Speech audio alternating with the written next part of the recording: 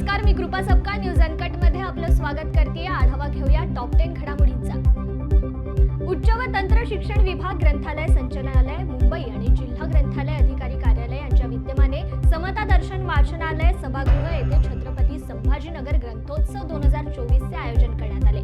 या महोत्सवाचे मंत्री अतुल सावे यांच्या हस्ते उत्साहात उद्घाटन झाले। प्रारंभी सकाळी क्रांती चौकातून ग्रंथ दिंडी काढण्यात आली, तेथे ग्रंथपूजन करण्यात आले असून या ग्रंथ दिंडीत विद्यार्थी व साहित्यप्रेमी नागरिकांनी मोठ्या संख्येने सहभाग नोंदवला।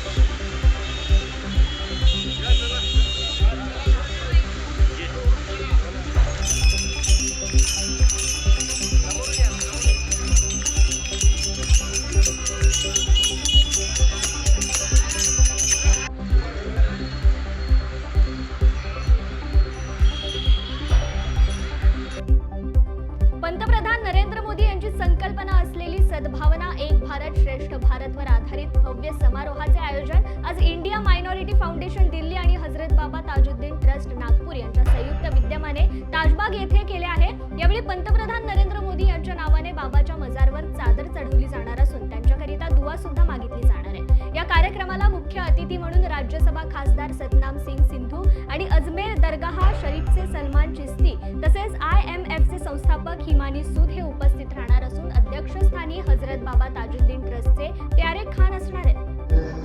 हजरत बाबा ताजुद्दीन रहमतुल्लाह अलैह में चादर चढ़ाई जाएंगी जो सतनाम सिंह सिंधु और सतनाम सिंह सिंधु और हिमानी सूद मैडम आ रही है, तो सबसे पहले चादर चढ़ाई जाएंगी और उस कार्यक्रम में देश के प्रधानमंत्री के लिए दुआएं मांगी जाएंगी, उनकी सेहत सलामती के लिए कि ये देश उनकी लीडरशिप के अंदर और विकास करे, क्योंकि उनका मैसेज लेके जो सतनाम सिंह संधू जी आ रहे हैं चादर लेके, तो वो चादर चढ़ाई जाएंगी देश के प्रधानमंत्री के लिए, उनकी सेहत के लिए, उनकी सलामती के लिए दुआ की जाएंगी। क्योंकि हम कोई भी पॉलिटिकल पार्टी, ऐसा नहीं कि मोदी जी आ रहे, हमारे यहाँ यदि कोई भी किसी भी समाज का या किसी भी पार्टी का लीडर आता तो हमारा एज ए हजरत बाबा ताजुद्दीन ट्रस्ट और वहाँ के खादिमों का कर्तव्य होता है कि उसकी सलामती के लिए, उसके परिवार के लिए हमारा काम होता है कि दुआ करें। हम कभी किसी भी व्यक्ति के बारे में हम नेगेटिव नहीं बोलते, वहाँ हमारा काम ही है, ये हजरत बाबा ताजुद्दीन ने हमको सिखाया है। उसके बाद वहाँ से हम जाएंगे हॉस्पिटल की तरफ, तो हॉस्पिटल का इनॉग्रेशन का कार्यक्रम होने वाला है, जो हमारा 17 बेड का हॉस्पिटल बन के रेडी है, जो हमारे ताज अहमद राजा सेक्रेटरी साहब की मेहनत से जो बन के खड़ा हुआ है। इन्होंने उसमें 24 घंटे काम किया, मैं आपको बता दूँ, तब जाके इतना कम समय में वो तैयार हुआ। उसके बाद हमारा स्टेज का प्रोग्राम शुरू होने वाला है, जो मुस्लिम समाज ने या और कुछ अदर समाज के भी हमने कुछ लोग भी जिन्होंने ताजबाग के लिए कुछ अच्छा किया है, जो सेवाएं दी, उनको अवार्ड देने वाले हैं, वहाँ पे तो रिसीव करने वाले हैं, अवार्ड देने वाले हैं। तो ये हमारी कार्यक्रम की एक रूपरेखा है और देश में अमन शांति चैन बना रहे, इसके लिए हम प्रयास करेंगे।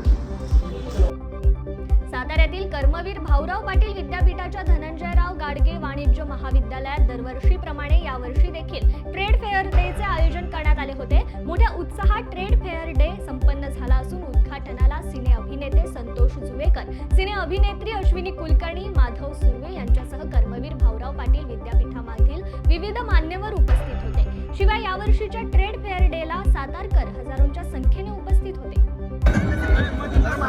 सगळे उभे राहतील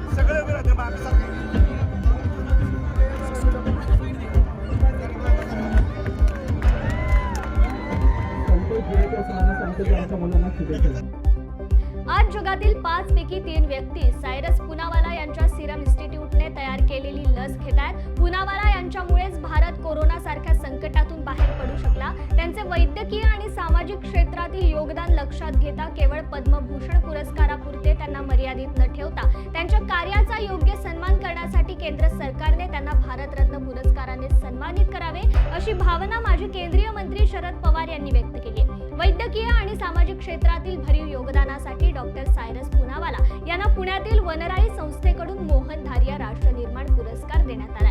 यावेळी पवार बोलत होते.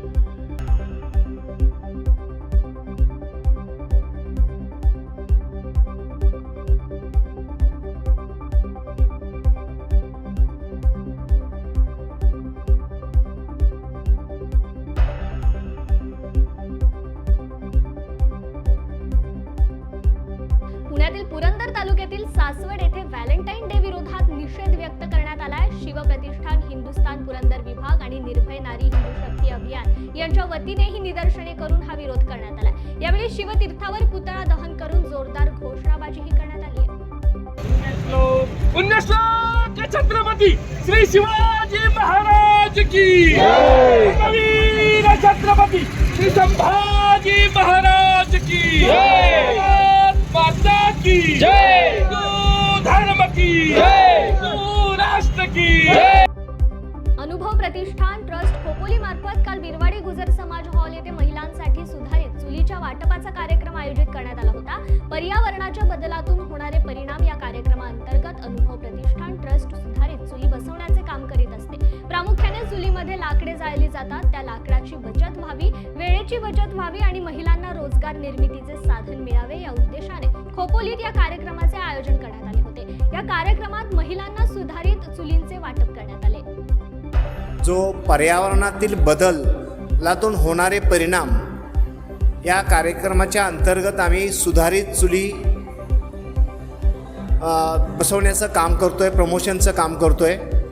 आणि ह्या ज्या चुलीमुळं पर्यावरणामध्येचा ऱ्हास जो होत चाललेला आहे, कारण चुलीमध्ये लाकडं जाळतात प्रामुख्याने, आणि ती लाकडाची बचत व्हावी, वेळेचा बचत व्हावा आणि लोकांना रोजगार निर्मितीचं साधन व्हावं. ह्या कार्यक्रमामध्ये 80 ते 90% महिलांचा सहभाग आहे. आणि महिलांचा कामाचा बोजा कमी करणं आणि वेळेमध्ये बचत करणं आणि महिलांना लाकडं आणण्यासाठी, जळणासाठी लाकडं आणण्यासाठी लागणारा जो कालावधी आहे त्याच्यात बचत करणं आणि पर्यावरणाचा जतन करणं या उद्देशाने हा सुधारित चुलीचा कार्यक्रमाचा वाटपाचा कार्यक्रम, आज प्रमोशनचा कार्यक्रम आम्ही आयोजित केलेला आहे.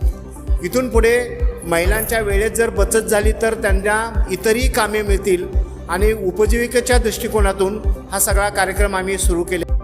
नागपूरमध्ये आंबेडकराईट पार्टी ऑफ इंडिया तर्फे निवडणुकांमध्ये ईव्हीएमच्या वापरावर तीव्र आक्षेप नोंदवण्यात आला असून बेकायदेशीर ईव्हीएमचा वापर करणे म्हणजेच भारतीय लोकशाहीचा विश्वासघात असल्याचे मत भारतीय आंबेडकरी पक्षाच्या वतीने विजय मानकर यांनी पत्रकार परिषदेत मांडले.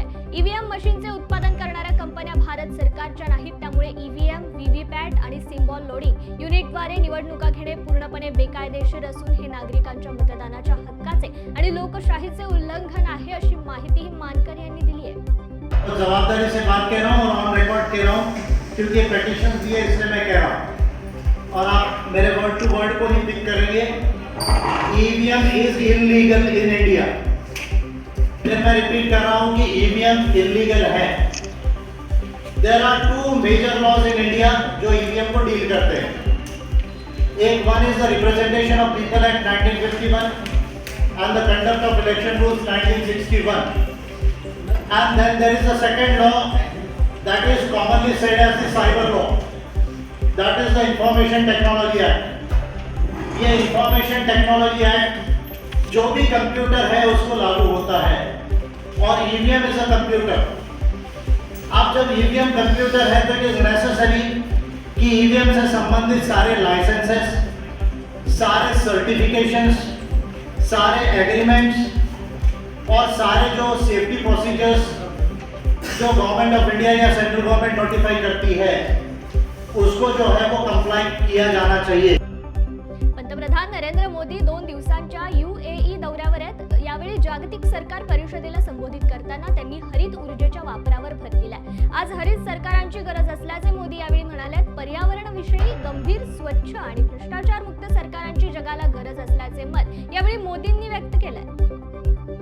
हमारी संस्कृति हमें सिखाती है कि प्रकृति से जितना हासिल कर किया है उसे लौटाने का प्रयास भी करना चाहिए। इसलिए भारत ने विश्व को एक नया मार्ग सुझाया है, जिस पर चलते हुए हम पर्यावरण की बहुत मदद कर सकते हैं। ये मार्ग है मिशन लाइफ, यानी लाइफस्टाइल फॉर एनवायरनमेंट का। ये मिशन प्रो प्लेनेट पीपल का रास्ता दिखाता है।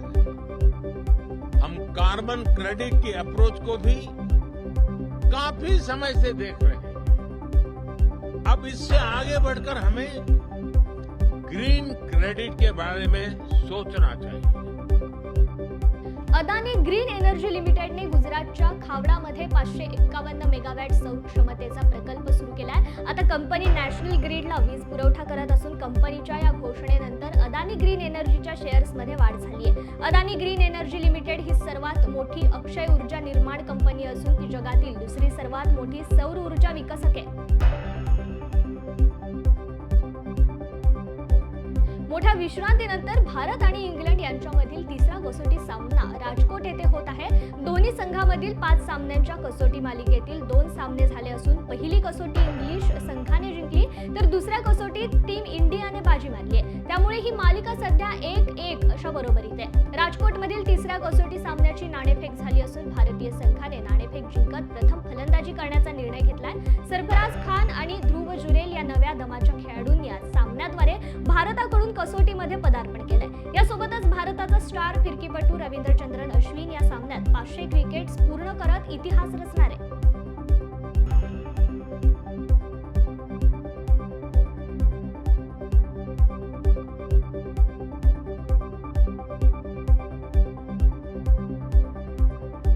टॉप 10 मध्ये इथेच थांबूयात। पाहत रहा न्यूज अँड कट। धन्यवाद।